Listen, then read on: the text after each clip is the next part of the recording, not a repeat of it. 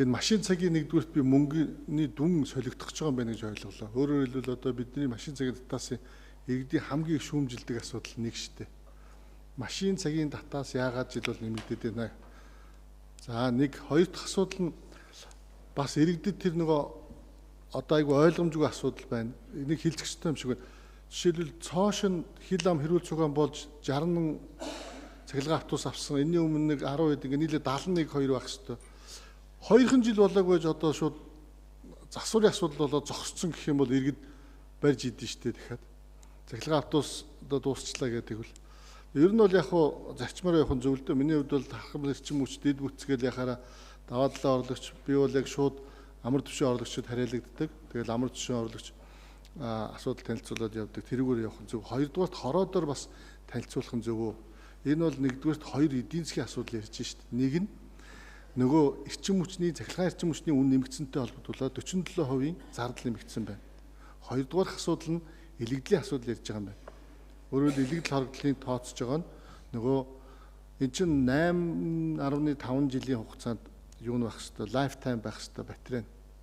Тэгэхээр энэ 2000 хэдэн оны 28 дугаар тогтоолоор баталсан машин цагийн тарифыг батлахдаа хэдүүлээ дараачийн хурлаар хороодоор нь оруулаад хилцүүлээ зарим нэг зүйлийг бас мэдээлээд ингэхгүй бол энэ шууд төсөвтэй нөлөөлөх юм байна гэж би ойлголоо саяын танилцуулгаас. Өөрөөр хэлбэл бидний одоо 2025 оны сая өнөөдөр төсвийн нэмэлт өөрчлөлт оруулж идэл энд одоо ороогүй бас дахиад уул нь бол энэ чинь энд орсон байх ёстой байтал ороогүй юм шиг юм сая хэрэгжлээ. 2026 оны одоо төсөв дахиад яригдана. Тэгэхээр энэ дээр дахиад саяын одоо үн тарифтай холбоотойгоор дахиад машин цагийн одоо татаасын асуудал дахиад яригдах нь. За үүнтэй дагалдуулаад дахиад нэг юм гарч ирэх юм. Энд чинь дахиад юу гэхээр одоо манай Улаанбаатарт бол өнөөдрийн байдлаар нэг дизель цахилгаан гэсэн хоёр төрлөл байна л да. Одоо гурав дахь төрөл нь юу гарч байгаа гэхээр бидний зориод байгаа нөгөө LNG буюу газар явдаг одоо автобус их жилээс орж ирнэ шүү дээ. Тэгээд эх жил юм уу бүр сайнаар бодоход нөгөө алдарт нөгөө автобус чинь евро 2 юм гэсэн шүү дээ. Тэгээд одоо евро 5-аар явж чадахгүй учраас дизелээр л явна. Эсвэл дизелээр явж чадахгүй бол одоо хийж шилжиж ижил тэр явна шүү дээ. Одоо евро 2 хэрвээ мотор юм бол тэгэхээр одоо яг энэ үн тариф чинь нөгөө хийд чинь бас дахиад шууд нөлөөлнө. Тэгэхээр энэ болгоныг бас харж ээж батлуул яасан.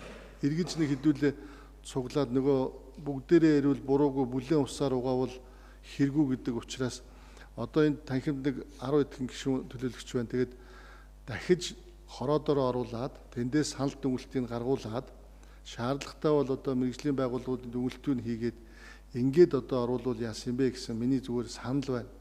Дээрээс нь манай төлөөлөгч нар энэ их тийм яаралтай горин бол түрүүн сая манай ихтер төлөөлөгч хэллээ. Үнэхээр одоо автобуснууд нь зогсцсон. Үнэхээр одоо 2 жил яваад зогсож байгаа бол үнэхээр харамсалтай байна. Одоо энэ цахилгаан автобус 2 дахь жилдээ явж байгаа. Тэгээ тийм болохоор миний санал бол дараагийн хурлаар оруулаад энэ асуудлаа тодорхой шийдвэл яасан, улс өртөө шийдвэл яасан, зарим нэг ойлголтын зөрүүгээ бас мэдэж авал яасан, зарим нэг одоо зүйлүүд дээр одоо яг төсвийн тооцооллыг дахиж гаргуул яасан гэдэг иймэрхүү зүгээр саналыг би хэлье гэсэн. За баярлалаа.